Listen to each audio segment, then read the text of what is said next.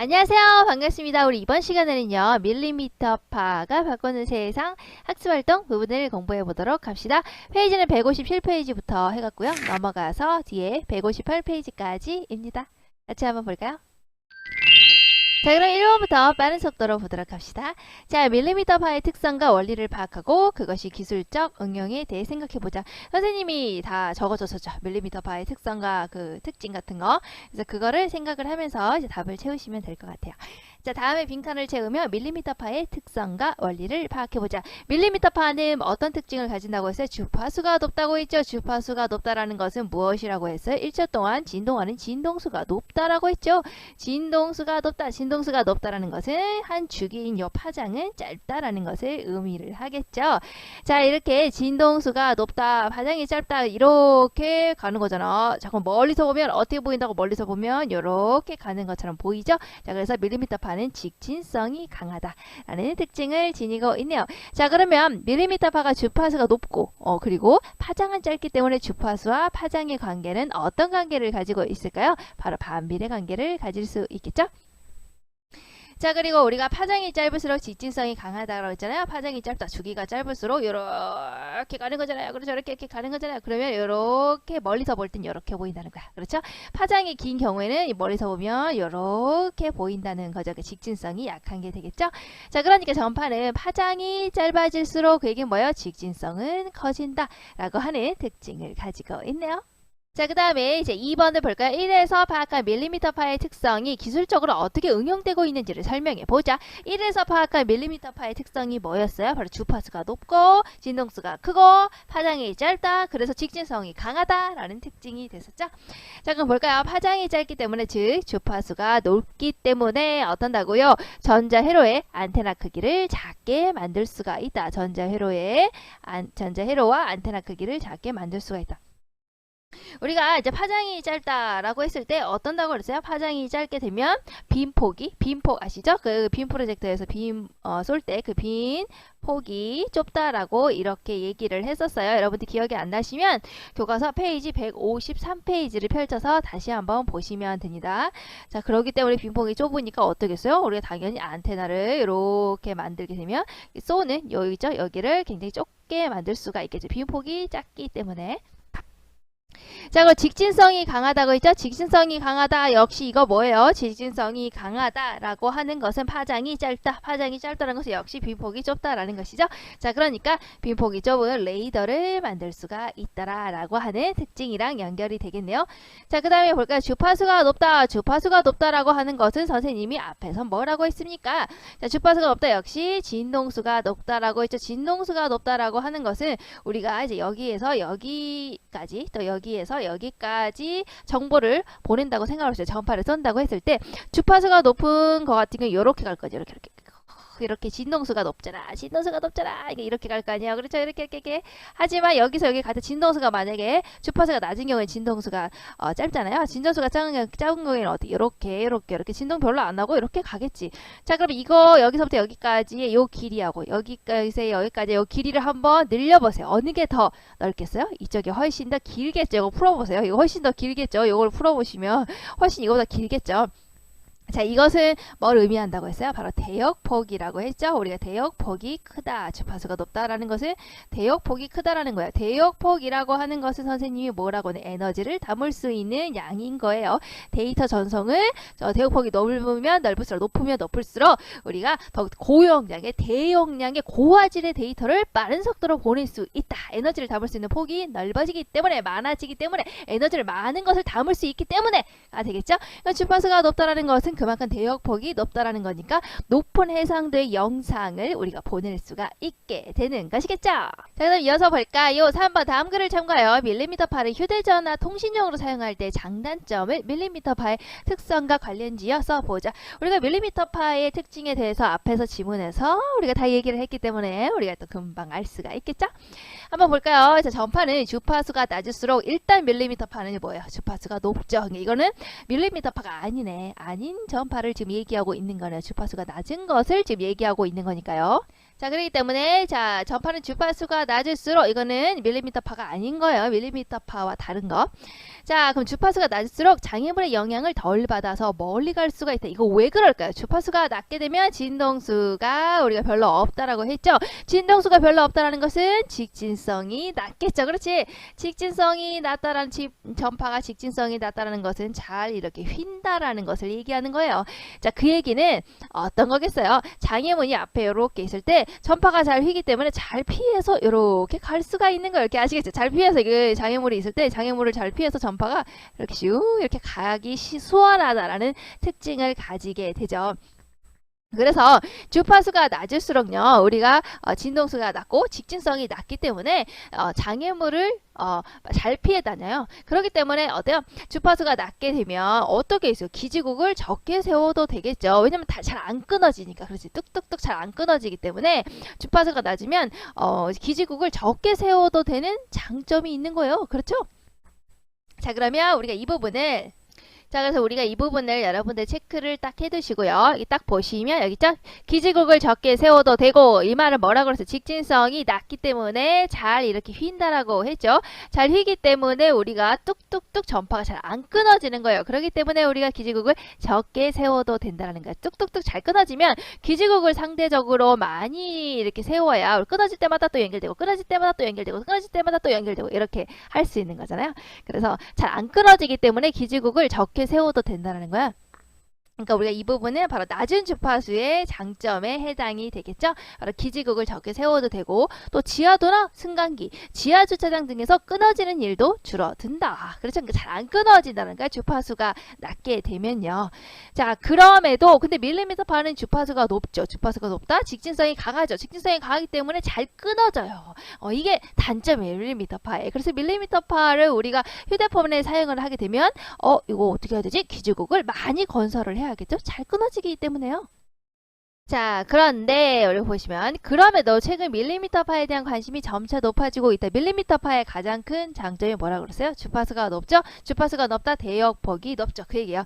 자, 휴대전화용으로 쓸 수 있는 주파수 대역은 한정되어 있는 데다가 넓은 대역폭을 확보하기 어렵다. 하지만 밀리미터파를 쓰게 되면은 넓은 대역폭을 확보할 수가 있죠. 넓은 대역폭 뭐라 그랬어요? 에너지를 담을 수 있는 양이 커지는 거잖아요. 그럼 고용량의 대용량의 데이터, 고화질의 데이터를 한 번에 빠른 속도로 보낼 수가 있는 거예요. 그렇기 때문에 우리가 핸드폰에서 바로 밀리미터파를 사용하려고 하는 것이죠. 여기 나와 있죠. 그래서 이 부분은 여러분들 줄 치시고 이걸 쓰시면 될 것 같아요.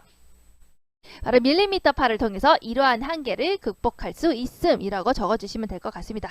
우리가 낮은 주파수 같은 경우에는 기지국을 적게 세워도 되고 끊어지는 일도 줄어들지만 그럼에도 밀리미터파를 우리가 사용하는 이유는요. 바로 넓은 대역폭을 가지고 있기 때문에 고용량의 대용량의 데이터를 고속으로 짧은 시간에 전송할 수가 있기 때문이죠. 자, 그래서 우리가 사용하는 거야.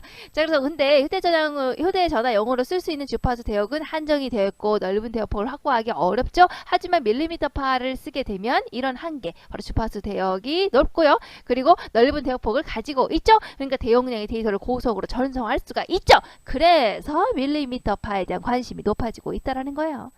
근데 아까 뭐라 그랬어요? 그러나 밀리미터파를 휴대전화 통신용으로 사용하는 데는 기술적으로 극복해야 할 점이 있다. 왜? 밀리미터파는 주파수가 높죠. 진동수가 높죠. 그게 직진성이 강하죠.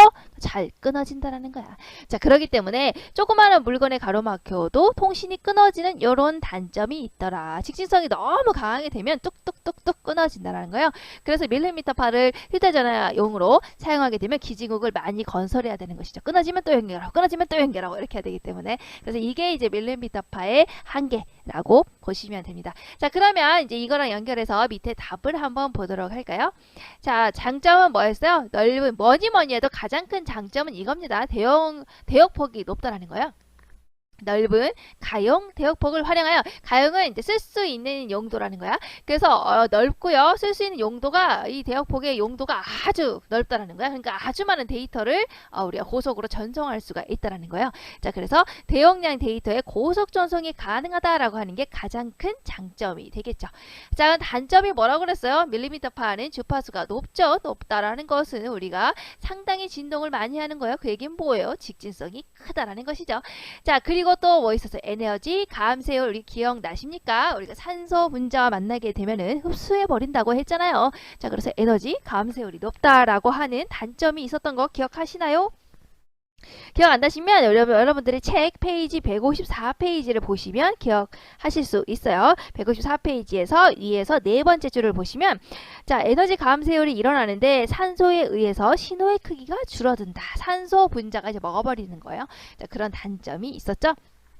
그래서 직진성이 커서 에너지가 뚝뚝뚝 전파가 끊기고요. 에너지는 산소 분자에 가로막혀서 산소 분자가 좀 어느 정도 흡수해 버리기 때문에 조그마한 물건에 가로막혀도 반사돼 버리고요. 신호가 약해져 버리고요. 통신이 뚝뚝뚝 끊어지는 그런 단점을 가지고 있더라. 그래서 기지국을 많이 건설을 하더라라는 거 얘기했었습니다.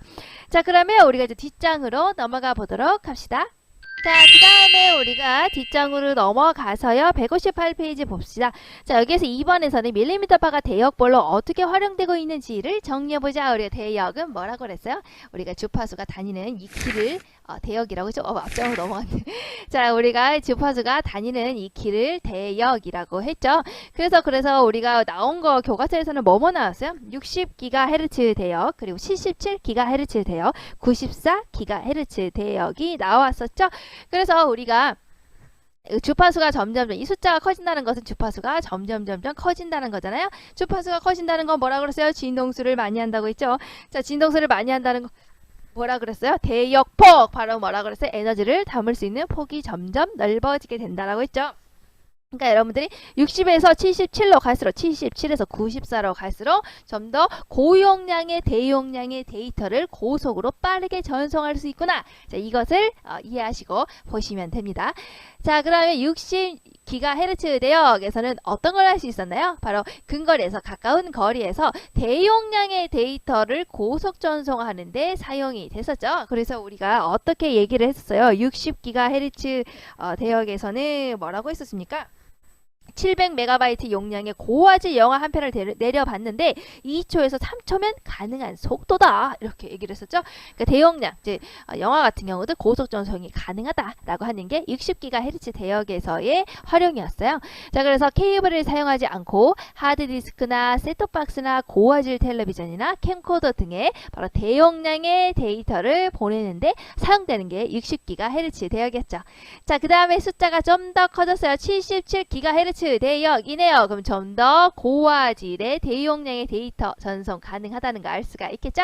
자, 그럼 60과 다르게요. 여기서는 뭐? 바로 자율주행차 생각하시면 된다고 했어요. 바로 차량 충돌 방지 레이더에 쓰였죠. 그렇죠?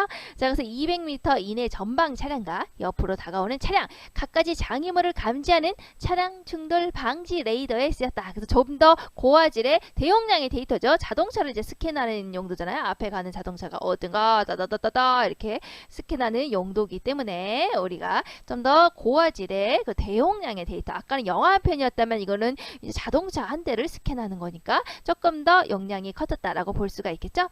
자, 그 다음 94GHz 대역, 좀 더 커졌네요. 숫자가 좀 더 고화질의 대용량의 데이터를 전송할 수 있다는 거예요. 자, 어떻게 하냐? 이미지 스캐닝 시스템에 활용되어서 가시광선이 햇빛이 투과할 수 없는 숨겨진 물체에 대한 선명한 현상을 얻는 데 사용이 되고 있더라. 자, 그러니까 60에 비해서, 77에 비해서, 94에 비해서 좀 더 숫자가 커졌죠? 좀 더 주파수가 커졌어요. 진동수가 점점 커지고 있다고요. 자, 그 얘기는 뭡니까? 직진성도 점점 더 커지고 있는 거죠. 직진성이 훨씬 더 커졌기 때문에 이제 보이지 않는 것까지 우리가 이제 투사할 수가 있는 거예요. 직진성이 커졌기 때문에.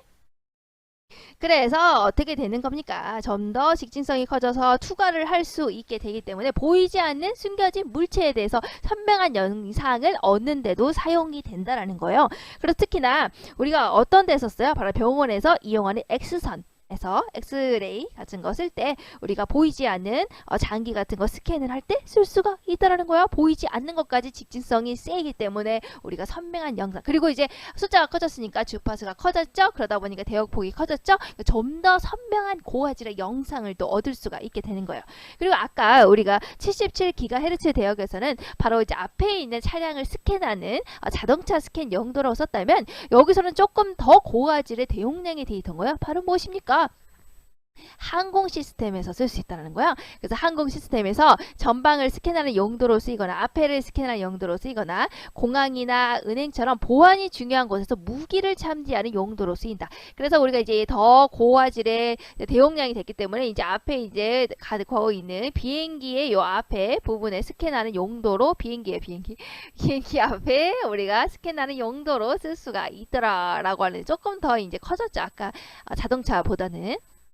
그리고 이제 보이지 않는 곳까지 직진성이 강하기 때문에 보이지 않는 곳까지 투과가 가능하기 때문에 이제 공항이나 은행에서처럼 이제 무기를 탐지하는, 이제 알겠죠? 이제 주머니 속에 무기가 있냐 없냐 보이지 않는 곳까지 스캔을 하는 그런 용도로 쓸 수가 있는 겁니다. 자, 그 다음에 3번을 보도록 할까요? 자, 이거는 제시된 가나의 실험 자료와 관련하여 다음 활동을 해보자. 자, 가나의 실험에 관련돼 있네요. 자, 이거는 바로 무엇에 관련된 건, 무슨 실험입니까? 이렇게 발음이 안 돼. 바로 빛의 어떤 성질이죠? 빛의 직진성에 관련된 우리가 실험을 하고 있었죠. 자, 그러면 우리가 보시면 빛이 직진하고 있다. 자, 그래서 여기에 뚫려져 있는 세모에 뚫려져 있을 때 빛을 두 개를 썼죠? 두 개를 썼을 때 요렇게 쐈단 말이야. 자, 직진하지 않는다면 이 빛이 섞여서 더 큰 세모로 나타나야겠죠. 하지만 빛은 직진하고 있다고요. 그러니까 각자 따로 이렇게 간다라고요. 알겠죠? 그러니까 빛은 직진하고 따로따로 가는 거구나 라는 걸 알 수가 있는 거였어요. 또 이것은 뭐였어요? 바로 빛은 만약에 이걸 쫙쫙쫙 지금 따로따로 이렇게 쐈는데 직진하지 않는다면, 빛이 직진하지 않는다면 색깔이 섞여버리겠죠. 이렇게 섞여버리겠죠. 하나의 색깔로 나오겠죠. 하지만 빛은 다 각자 따로따로 간다고요. 각자 따로따로. 그렇기 때문에 모양이 각자 따로따로의 동그라미로 나오게 되죠. 빛은 직진하는구나 라는 것을 보여주는 실험이 되는 겁니다. 자, 그럼 볼까요? 자, 가나의 실험을 통해 공통적으로 알 수 있는 사실 바로 무엇일까요? 빛은 파장이 짧아요. 파장이 짧다. 주기가 짧은 거죠. 진동수가 많다라는 것이 이렇게 가는 것이죠. 멀리서 볼 때 직진성이 큰 것이겠죠. 그래서 빛은 파장이 짧아서 직진한다가 되겠네요. 자, 그럼 마지막 학습활동 문제 풀어보도록 합시다. 자, 2번에서 가나의 실험에 관한 설명이 다음 내용을 이해하는 데 어떤 도움을 주는지 평가해보자. 자, 밀리미터파는 파장의 길이가 빛보다는 길지만 다른 전파에 비해 매우 짧기 때문에 직진성이 강하다. 파장이 짧아서 직진성이 강한 게 밀리미터파의 특징이 되네요. 자, 그래서 제2차 세계대전에 주로 사용된 마이크로파 신호인 20GHz 대역의 레이더는 주파수가 낮죠. 진동수가 낮네요. 그러니까 빔폭이 넓겠죠. 빔폭이 넓다라는 것은 노출될 가능성이, 아무래도 빔 프로젝터가 넓다라고 생각해 보세요. 그러면 다른 저음파에 노출될 가능성이 높겠죠. 자, 그래서 적에게 노출될 문제가 있었다.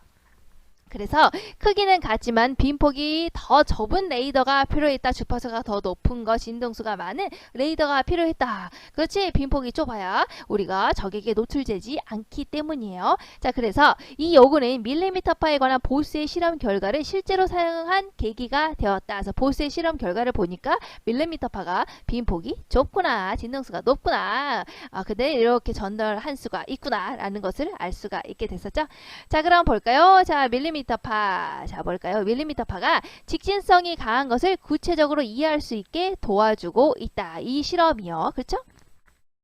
바로 무슨 실험이겠어요? 아까 앞에서 봤던 빛의 직진성에 관련된 실험이요. 그래서 빛의 직진성에 관련된 실험이 바로 뭐였어요? 파장이 짧아서 직진한다라는 거였잖아요. 자, 그래서 밀리미터파가 지금 뭐라 그랬어요? 파장이 여기에서 더욱더 짧은 것이었기 때문에 우리가 사용을 하게 됐다라는, 여기 나와있죠? 그래서 파장이 짧기 때문에 직진성이 강하다. 자, 그래서 여기 보시면 직진성이 강한 것을 구체적으로 이해할 수 있게 위의 실험이 도움을 준다는 겁니다. 그리고 밀리미터파가 마이크로파에 비해서 신호의 빔폭이 좁다라는 것을 직진성과 관련지어서 이해하는 데도 도움을 주거더라. 빔폭이 좁다라는 것은 직진성이랑 무슨 관련이 있냐? 우리가 빔폭이 좁다라는 것은 직진성이 강하다라는 것이죠. 강하다는 것은 뭐라고 그랬어요? 파장이 짧다라고 했죠? 그렇죠? 그리고 이 실험은 바로 파장이 짧고, 아까 위의 실험은 파장이 짧고 그런 파장이 짧을수록 직진한다라는 것을 보여주는 것이었죠. 그러니까 우리가 밀리미터 파는 파장이 짧고 직진성이 강해요. 자, 그러니까 우리가 나오죠. 파장이 짧고 직진성이 강할수록 빈폭이 좁다라는 것과 연결시켜서, 그래서 우리가 조금 더 적에게 노출되기 어렵더라라고 하는 거하고 연결시켜서 이해할 수가 있죠. 자, 그래서 그것을 이해하는 데도 도움을 주고 있다, 이렇게 볼 수가 있네요. 자, 여기까지 하게 되면 여러분들 158페이지 학습활동까지 다 했습니다. 다음 시간에는 우리가 뒤에 문제풀이 있죠? 문제풀이 같이 한번 보고 밀리미터파 마무리 짓도록 합시다. 다음 시간에 만나도록 해요. 안녕.